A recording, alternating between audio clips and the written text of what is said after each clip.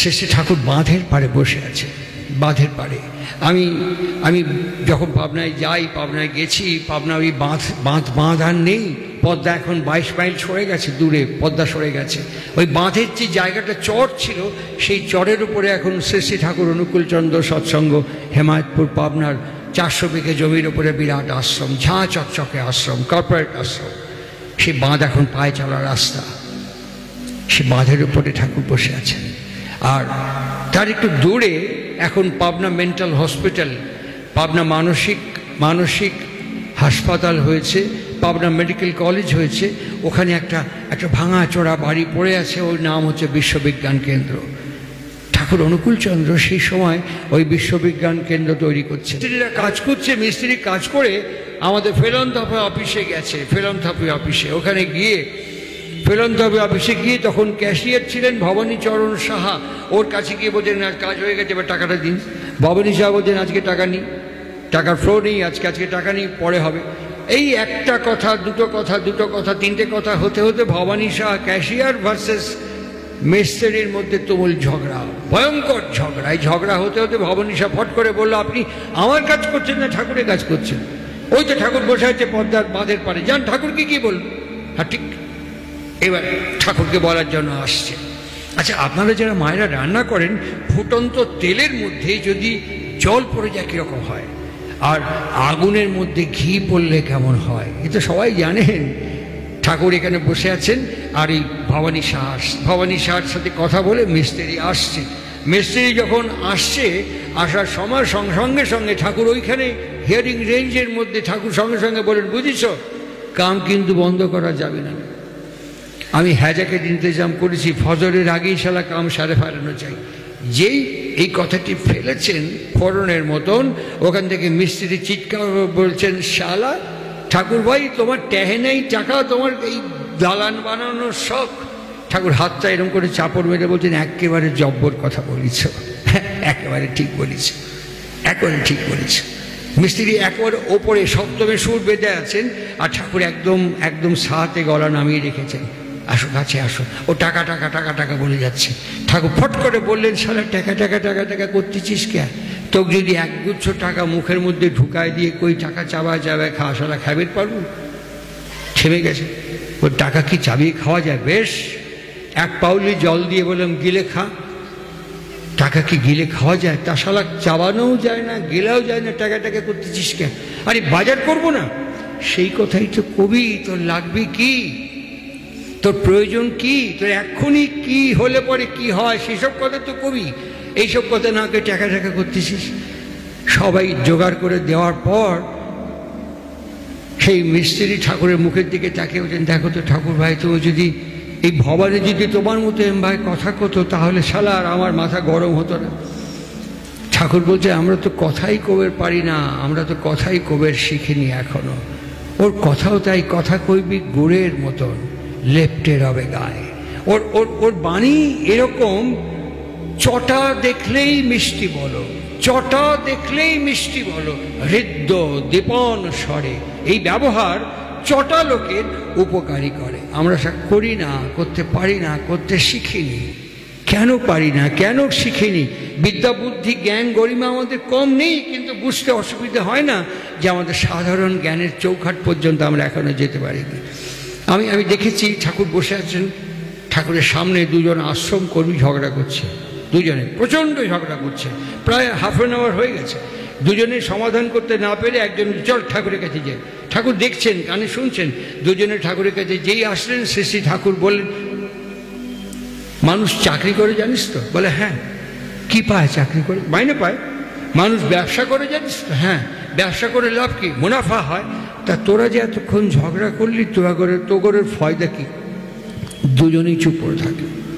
দুজনেই চুপ করে থাকলো। ভেবে দেখবেন আমরা ঝগড়া করি, আসলে আমি কিন্তু ঝগড়া করি না। ঠাকুর বড় সুন্দর বলছেন, আমি এখনো পর্যন্ত পাইনি, দেখিনি, শুনিও নি। ঠাকুর বলছেন, মানুষের সংজ্ঞা হচ্ছে কতকগুলো ভাবের সমষ্টি। মানুষ হচ্ছে কতকগুলো ভাবের সমষ্টি। মানুষকে রাগিয়ে দিলে একরকম ভাব, মানুষকে প্রশংসা করলে একরকম ভাব। মানুষের সবসময় ভাব হচ্ছে how to make, how to earn, নিজেকে বিকশিত করতে চায়, নিজেকে প্রকাশিত করতে চায়। আদতে মানুষের সত্তা কি চায়? রবীন্দ্রনাথ বলেছেন, হৃদয় আমার চায় যে দিতে, কেবল নিতে নয়, বয়ে বয়ে বেড়ায় সে তার যা কিছু সঞ্চয়। আমি অনেক ধনী মানুষের সান্নিধ্যে গেছি, ভারতবর্ষে প্রচুর ধনী মানুষের সান্নিধ্যে গেছি। বিশাল প্রাসাদের মতো বাড়ি আমি তাকিয়ে দেখেছি, সে যখন রাত্রিবেলা শোয়ে 3.5 হাত জায়গা বেশি তার দরকার, নিলেও নিতে পারে না। ও তার যতটুকু দরকার ওই জায়গার বেশি সে শুতে পারে না। মানুষ প্রচুর উপায় করে, কিন্তু যখন ভাত পেতে দেয়, খেতে দেয়, তার স্টমাক যতটুকু নেবে তার বেশি সে আর নিতে পারে না। আর এইখানেই আমাদের সমন্বয়ের সংঘাত সৃষ্টি হয়ে যায়। আমার কথার উপসংহার পর্বে ফিরছি। আমি তখন দেওঘর আশ্রমে থাকি। ভারতবর্ষের কেন্দ্রীয় পূর্ণমন্ত্রী ছিলেন কেপি সিংদেও। এই কেপি সিংদেওর নিমন্ত্রণে উড়িষ্যার লোক, আশ্রম থেকে একবার ওর আমন্ত্রণে আমরা ঢেঙ্কানাল গিয়েছিলাম, উড়িষ্যার জঙ্গলে। ওখানকার যে রেঞ্জার ছিলেন তিনি সব ঘুরে ঘুরে ঘুরে ঘুরে দেখালেন একটা সুন্দর সুন্দর একটা নদী নেমে গেছে। নদীটা খুব আহামরি নয়। রেঞ্জার বললেন যে এই নদীতে জঙ্গলে যত জানোয়ার থাকে ওরা একটা নির্দিষ্ট সময় আছে প্রত্যেকের, সেই সময় প্রত্যেকেই একই নদী থেকে জল খেয়ে যায়। জানেন তো, প্রত্যেকের মধ্যে খাদ্য সম্পর্ক। এ ওকে সামনে পেলে ও ওকে সামনে পেলে সঙ্গে সঙ্গে খেয়ে নেবে, কিন্তু ওদের দেখা হয় কম, ওরা এখানেই জল খায় বলে খুব জোরে হেসে উঠলেন। আমাদের পাশে এক ভদ্রলোক ছিলেন, তিনিও খুব জোরে হাসলেন। আর যে পূর্ণমন্ত্রী তিনি খুব গম্ভীর হয়ে সবুজ গাছের দিকে তাকিয়ে থাকলেন। আমি পরে জেনেছিলাম এই যে খুব জোরে ডান দিকের লোকটি হাসলো আর পূর্ণমন্ত্রী যে গম্ভীর হয়ে গেল, এই হাসা লোকটি ওই মন্ত্রীর চরম বিরোধী দলের চরম সমালোচক, চরম নিন্দুক। আর সেই জন্য জোরে হেসে উঠল এই কথায়, আর মন্ত্রী খুব গম্ভীর হয়ে তাকিয়ে থাকলো। আমার অনেক পরে মনে হয়েছিল আমার ক্ষেত্রেও তাই সত্যি। তাকে দেখুন, যে ড্রিঙ্ক করছে তার লিভার কিন্তু ড্যামেজ হচ্ছে, যে চেন স্মোক করছে তার লাং কিন্তু ড্যামেজ হচ্ছে, কিন্তু লিভার এবং লাং এবং প্যানক্রিয়াস কিন্তু এক মুহূর্তের জন্য বলছে না তোমাকে ছেড়ে চলে গেলাম, তোমাকে আর সহযোগিতা করবো না, একবারের জন্য বলছে না। ওরা কোঅপারেট করছে। যখনই ড্রিঙ্ক করা বন্ধ করে দিল সঙ্গে সঙ্গে স্টমাক লিভার ঠিক হয়ে গেল। যখনই ধূমপান বন্ধ করে দিল তখনই সিওপিডি থেকে সরে গেলাম, লাং ক্যান্সার কার্সিনোমা থেকে সরে গেলাম, তখন আস্তে আস্তে লাং হার্ট সব ঠিক হয়ে গেল। এতটা সহযোগিতা, এতটা সহানুভূতি, এতটা সানুকম্পিতা এই আমার শরীরের ভেতরে আছে। এই আমিটা যখন আপনার দিকে তাকাবো তখন আপনি আমাকে ঈর্ষা করবেন, হিংসা করবেন, বিদ্বেষ করবেন, নিন্দে করবেন, সমালোচনা করবেন। এই যে দুটো একটা ভেতরের আমি, তাকিয়ে দেখুন আমার যন্ত্রপাতি সব আমাকে সাহায্য করছে, আর আমি চাই বাইরে আপনার প্রতি বিরক্ত হচ্ছি, বিক্ষুব্ধ হচ্ছি, ক্রিটিসাইজ করছি, আপনি আমাকে ল্যাং মারছেন, জব্দ করছেন, আঘাত করছেন, ক্ষত বিক্ষত করছেন। এই ডুয়েল পার্সোনালিটি আমি কি বুঝতে পারি না? পারি। আমি কি জানতে পারি না? পারি। আমি কি ধরতে পারি না? পারি। অতিক্রম করতে পারি না কেন? আমার দুর্বলতা, আমার ভেতরের প্যাশনেট ক্রেভিংস। সজল বলছিল জব ধ্যানের কথা। দেখুন, আমি যদি এরকম করে হাত বাড়াই, যতগুলো মানুষ আমার কথা শুনছেন, আমি কাউকে স্পর্শ করতে পারবো না। আপনারাও যদি ওখান থেকে আমার দিকে হাত বাড়ান, আপনাদের কোনো হাত আমার ত্বককে স্পর্শ করতে পারবে না। মাঝখানে কি আছে? শূন্য, ইথার। কিন্তু ওখান থেকে একদম পেছনে, ওখান থেকে যদি আমাকে কেউ একটা গালাগাল করেন, অশ্লীল গালাগাল করেন, আমি যদি একটা অশ্লীল গালাগাল করি কাউকে, সেটাই শূন্যকে, ইথারকে আশ্রয় করে কানের মধ্যে ঢুকে যাবে তো, কানের মধ্যে ঢুকে গিয়ে আমার ব্রেনের মধ্যে পৌঁছে যাবে তো, গিয়ে আমাকে ভেতর থেকে বলবে শ্রীমন্ত আপনাকে গালাগাল করেছে, ওই অনিল সাধুকা, অশোক সাধুকা, সোমনাথ সাধুকা আপনাকে গালাগাল করেছে।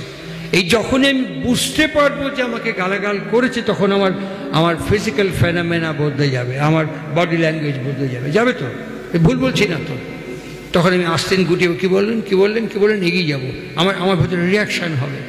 একটা অত্যন্ত নিকৃষ্ট, নিচুর শব্দ একটা অত্যন্ত নিকৃষ্ট ইতর শব্দ যদি আমার ভেতরের infrastructure, cellular structure, total human স্ট্রাকচারকে এতখানি পরিবর্তন করে এতখানি অ্যাক্টিভেট করতে পারে, he who comes the above of region of complexes, যিনি প্রবৃত্তির ঊর্ধ্বমার্গ থেকে নেমে এসে আমাকে একটা শব্দ দান করলেন, সেই শব্দ আমাকে কেন পরিবর্তন করতে পারবে না?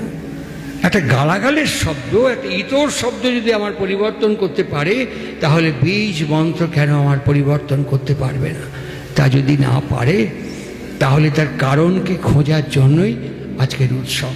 উৎসব মানে তাই যা শ্রেয়কে সৃজন করে, উৎসব মানে তাই যা গণসংহতি সমাবেশকে সৃষ্টি করে, উৎসব মানে তাই যা আমাদের অভ্যস্ত সংস্কারের বিরুদ্ধে ইষ্ট সংস্কারকে আত্মীকৃত করতে উদ্বুদ্ধ, অনুপ্রাণিত, উদ্বেলিত, আন্দোলিত করে তোলে। তাই আমরা এই ভাণ্ডারদহে এসেছি। এখানে ভাণ্ডার আছে, ইষ্ট ভাণ্ডার। এই মন্দির খুব গুরুত্বপূর্ণ বিষয় নয়, এই মন্দির খুব গুরুত্বপূর্ণ বিষয় নয়। আজকে এখানে যে কয়েকজন গুরু ভাই দীক্ষিত আছেন, আমি অনুরোধ করে যাচ্ছি, এখানে যে কয়েকজন গুরু ভাই দীক্ষিত আছেন, তারা নিজেরা 5টা করে পরিবারের দায়িত্ব নেবেন। ওভার টেলিফোন প্রত্যেক দিন জিজ্ঞেস করবেন, কেমন আছেন, কেমন আছেন, কেমন আছেন। এরকম 100টা পরিবার যদি থাকি, 100টা পরিবার 5 জন করে দায়িত্ব নিয়ে প্রত্যেক রাত্রে যদি খবর নিই, যিনি এই অঞ্চলটিকে পরিচালনা করছেন, দিনের শেষে তাকে জানিয়ে দিলাম সব খবর ওকে, প্রত্যেকে ভালো আছে। হঠাৎ কখনো কোনো সময় মিডনাইটে যদি কেউ অসুস্থ হয়ে পড়ে, পর সমস্ত লোক ওই 100টা পরিবার খবর পেয়ে গেলাম, পায়ে হেঁটে, সাইকেলে, মোটর বাইকে। তার বাড়িতে যদি 100 জন লোক যদি কি আমরা হাজির হই, তখন লোকাল পার্টি, লোকাল ইনহ্যাবিটেন্ট, অদীক্ষিত পরিবার, পরিবেশ, প্রতিবেশী তারা তাকিয়ে দেখবে এই লোকটার পেছনে এত লোক। তখন যদি বলা যায় আপনি 8 ঘন্টা নাম করবেন না, শ্রী শ্রী ঠাকুর আপনার সাথে এতগুলো মানুষের ভেতর দিয়ে রাসলীলা করে আপনার পাশে আপনার চৌকাঠে দাঁড়িয়েছে, আপনি শ্রী শ্রী ঠাকুরের জন্য 8 ঘন্টা নাম জপ করবেন না? হুইপ করে, শাসন করে, সংগঠন দিয়ে, অর্গানাইজেশন দিয়ে, ইনস্টিটিউশন দিয়ে কিছু হয়েছে আমার জানা নেই। There is no shortcut method at way. আমার জানা নেই যে কোনো শর্টকাট মেথড আছে। আমার জানা আছে এইটুকু, ঠাকুর এরকম করেছিলেন। আর ঠাকুর এরকম করেছিলেন যে মায়েরা কথা শুনছেন আমার, আগামীকাল সকালবেলা ঘুম থেকে উঠে আপনার ছেলে পুলে, বৌমা, নাতিপুতিকে নিয়ে আপনার যে স্বামী, হেড অফ দ্য ফ্যামিলি, তাকে দাঁড় করিয়ে বলবেন, এই একে একটা প্রণাম কর। প্রণাম? হ্যাঁ। আগে তো কোনোদিন বলনি, জানিনি, শুনিনি, শেখাইনি, হাত ধরে কেউ আমাদের পথে নামায়নি, তাই বলিনি, এখন প্রণাম করো। এই ভদ্রলোক যদি আমাকে স্বীকার না করতো স্ত্রী বলে, এই ভদ্রলোক যদি আমাকে গ্রহণ না করতো কুলবধূ বলে, এই ভদ্রলোক যদি ওর জীবন থেকে তোমাকে আমার জঠরে না পাঠাতো, তোমাকে কোথায় পেতাম? প্রণাম করো। একটা বেটার লেট দ্যান নেভার।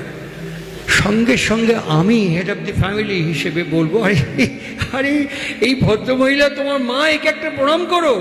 এ তোমার প্রথম বাড়ি, সৃষ্টির, বিশ্বের প্রথম বাড়ি। এই ভদ্রমহিলা, এই মা যদি তার জঠরে তোমাকে স্থান না দিত, আশ্রয় না দিত, তুমি জন্মতে কেমন করে? 2 পায়ের উপর সোজা হয়ে দাঁড়িয়ে থাকতে কেমন করে? একে একটা প্রণাম করো। এইভাবে আমাদের পরিবারে আগামীকাল সকাল থেকে এই কাজটা আমরা করতে পারি, এই কাজটা আমরা করতে পারি। জয়সলমীর গেলে পরে রেপ্লিকা নিয়ে আসি, পাথরের টুকরো নিয়ে আসি। আগ্রা গেলে পরে তাজমহলের রেপ্লিকা নিয়ে আসি। ভান্ডারদহ থেকে, এই বিরাট ভান্ডার থেকে আগামীকাল বাড়িতে কি নিয়ে যাব? এটা নিয়ে যাব। আমি বলছি কোনো ক্ষতি হবে না, কোনো অপকার হবে না। সন্ধে যখন হয়ে যাবে, আমরা 5:30টায় প্রেয়ার করব। যখন সন্ধে হয়ে যাবে, বাড়ির মায়েরা ওই সিরিয়াল যা হচ্ছে হোক, কিছুক্ষণ ধুলোকণা গাঁটছড়া বন্ধ রাখুন, কিছুক্ষণ গাঁটছড়া ধুলোকণা বন্ধ রেখে কিছুক্ষণ সোজা হয়ে এরকম সাদা একটা চাদর দিয়ে বাচ্চা কাচ্চা সবাইকে নিয়ে কাঠের খাটের উপরে একটা বসুন। বীজ মন্ত্র মোবাইলে অ্যালার্ম দিয়ে 10 মিনিট করে জপ করুন। আজকে আমি বলে যাচ্ছি 18ই ডিসেম্বর, 3 মাস করার পর আমাকে টেলিফোনে জিজ্ঞেস করবেন মানুষের দুর্ব্যবহার, মানুষের খারাপ ভাষা, মানুষের খারাপ আচরণ, মানুষকে অসহ্য মনে হওয়া, বিরক্ত হওয়া, আজকে যতটা ফিল করছেন, আগামী 3 মাস এটা করার পর দেখবেন অনেকখানি ক্যাভিটি বেড়ে গেছে, অনেকখানি গ্রহণ করতে পারছেন। ঠাকুর মিথ্যে কথা বলেননি। ধ্যানে মানুষকে করে স্থির এবং গ্রহণক্ষম, আর নামে মানুষকে করে তীক্ষ্ণ। তাই অবজারভেশন অ্যান্ড ফার্দারেন্স, এই দুটোই আমরা অর্জন করতে চেষ্টা করতে পারি।